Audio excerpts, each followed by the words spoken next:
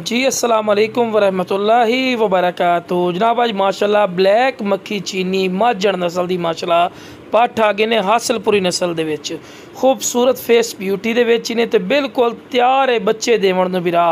Quality wise number 1 ने। वेखो जी height दी 33 तो 34 inch है, लेकिन इस टाइम मौजूदा बिरा एक खीरी पट खड़ी है और बिल्कुल तैयार है। 20 तो 25 दिन बड़ी मुश्किल 20-25 दिन इंशाल्लाह बच्चे दे देसी। और माझड़ नस्ल की पट्ठ ने बिल्कुल वाइट अख दे विच ने ते कन्ना दे लापर चेक करो, कमाल दे कन्ना दे लापर ते वेल कमाल दी। मेन गल हुंदी वेल दी।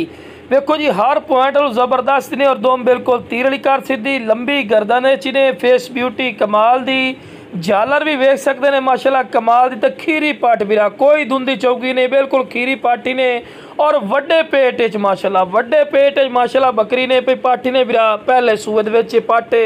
और माशाल्लाह हवाना चड्डा वेखो माशाल्लाह काले शाह थानी सू माशाल्लाह। और अल्लाह खैर कीते बिरा पहले सूए दे भी 1.5-2 लीटर दुध आराम नाल कर सी, जितना माशाल्लाह खूबसूरत हवाना चड्डा बना रही है बिरा।